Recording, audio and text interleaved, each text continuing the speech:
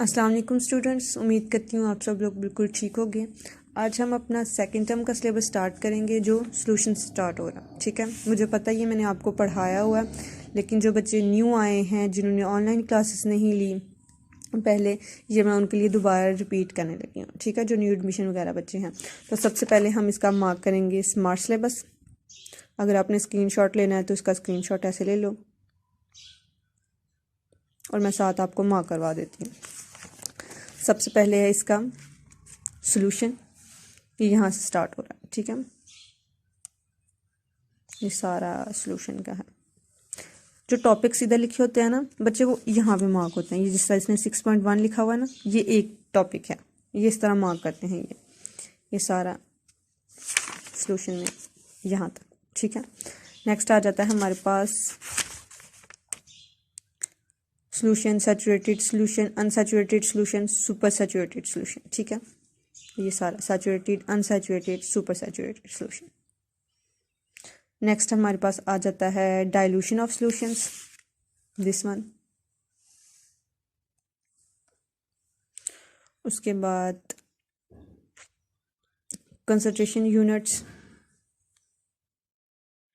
मेरे ख्याल में टाइप्स उन्होंने मार्क नहीं की। ठीक है, उन्होंने कहा पेज नंबर 97 से 99 तक इधर तक ही उन्होंने कहा होगा। टाइप्स उन्होंने मार्क नहीं करवाई हुई, लेकिन अगर आपको आती हैं, इजी हैं, तो आप एक दफ़ा पढ़ लेना। नेक्स्ट आ जाए कंसंट्रेशन यूनिट्स, ये सारा टॉपिक, ये सारा। ठीक है, नेक्स्ट आ जाता है, उसने मार्क बताया बीच में कौन कौन सी कंसंट्रेशन यूनिट्स हैं। मैस का percentage, mass volume percentage, volume mass percentage, volume percentage. ठीक है, यहाँ तक। उसके बाद न्यूमेरिकल नंबर 6.1 न्यूमेरिकल ये वाला, मोलैरिटी, ये कंप्लीट।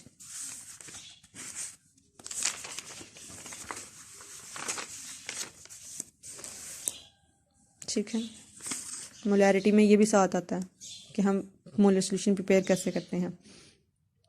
परसेंटेज ऑफ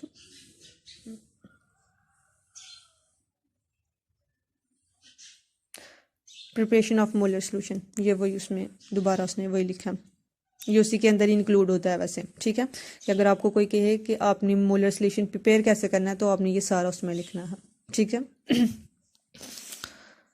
नेक्स्ट आ जाता है सॉल्यूशन। उसके बाद एग्जाम्पल 6.2,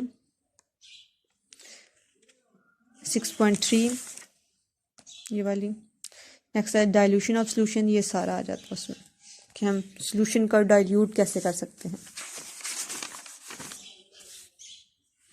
ठीक है, नेक्स्ट आ जाता है सॉल्युबिलिटी ओनली, सिर्फ सॉल्युबिलिटी। ठीक है, सॉल्युबिलिटी में वैसे ये इंक्लूड तो होना चाहिए था, लेकिन उन्होंने इधर लिखा हुआ है dilution of solution solubility only, page number 100 to 104। ठीक है, तो 104 यहाँ तक ही है, यानी कि यहाँ तक। ठीक है, यानी कि नेक्स्ट जो हमने कुछ भी है, ये कुछ भी हमारे स्मार्ट सिलेबस में इंक्लूड नहीं है। ठीक है, और बाकी एक्सरसाइज है वो मैं जब आपको पढ़ाऊँगी मैं साथ साथ तब आपको मार्क करवा दूँगी। आज हम अपना लेक्चर स्टार्ट करते हैं। ठीक है, तो स्टार्ट करते हैं। सबसे पहले इंट्रोडक्शन आता है, तो मैंने आपको पहले भी बताया कि इंट्रोडक्शन में से कभी क्वेश्चन नहीं आता। वैसे तो ये हमारे स्मार्ट सिलेबस में इंक्लूड नहीं है, स्मार्ट इंट्रोडक्शन में से वैसे भी कभी क्वेश्चन नहीं आता, लेकिन फिर भी हम बच्चों को कहते हैं कि पढ़ लें, ताकि हमें जो हम आगे पढ़ रहे हैं उसके बारे में थोड़ा सा हमें कॉन्सेप्ट हो जाए। ठीक है, स्टार्ट करते हैं सॉल्यूशन। तो ये जो इटैलिक्स में लिखी हुई है, ये उसकी डेफिनेशन है। A solution is a homogeneous mixture of 2 और मोर सब्सटेंस। कि होमोजीनियस मिक्सचर होता है, होमोजीनियस के थ्रू आउट उसकी कंपोजिशन जो है वो एक जैसी हो। उसमें दो चीज़ें हो सकती हैं या दो से ज़्यादा भी हो सकती हैं।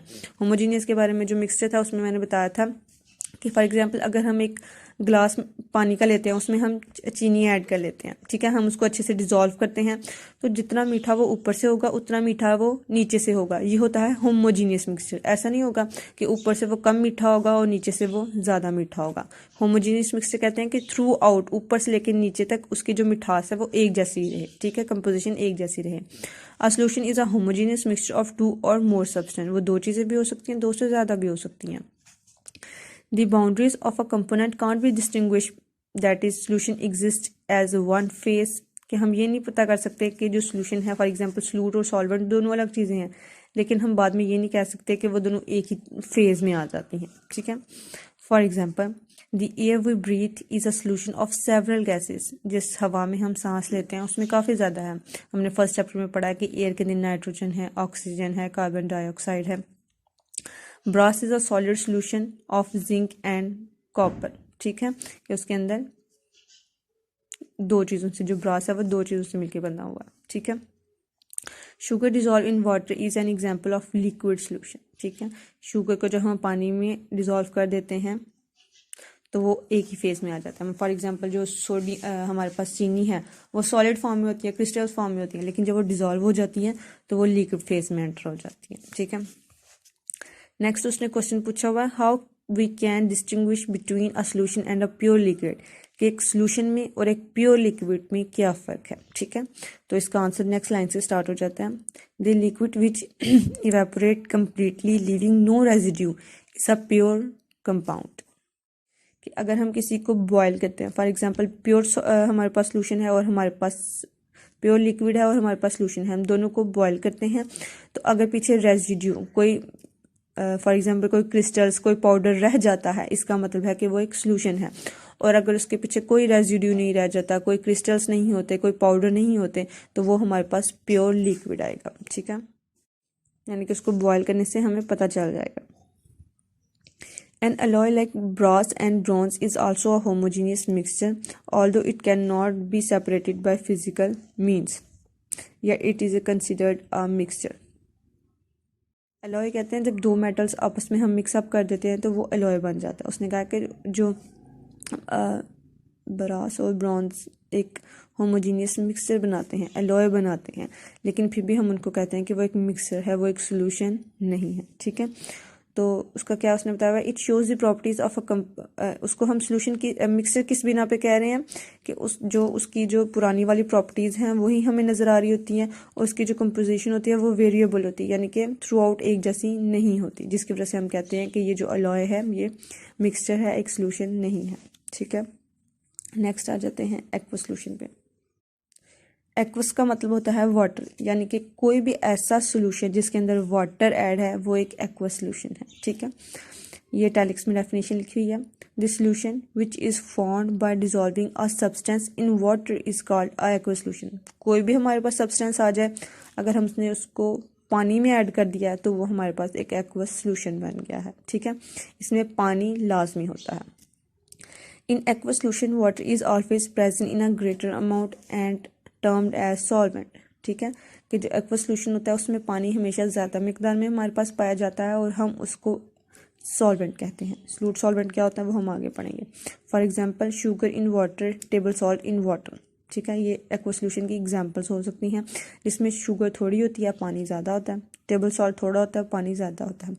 Aqueous solutions are mostly used in laboratories, वो लेबॉर्ट्रीज वगैरह में यूज़ किया जाता है किसी भी केमिकल को डाइल्यूट करने के लिए, ठीक है, उसका जो असर है उसको थोड़ी कम करने के लिए। जो हमारी लेबॉर्ट्रीज वगैरह में एसिड्स वगैरह आते हैं उसमें भी वो पानी वगैरह ऐड किया जाता है ताकि एसिड वगैरह की जो उसका जो वर्किंग है वो बहुत ज़्यादा स्ट्रांग होती है, वो स्किन तक को जला सकती है, ताकि उसको हम उसमें पानी ऐड कर देते हैं ताकि उसकी जो काम करने की कैपेसिटी है वो थोड़ी कम हो जाए, ठीक है।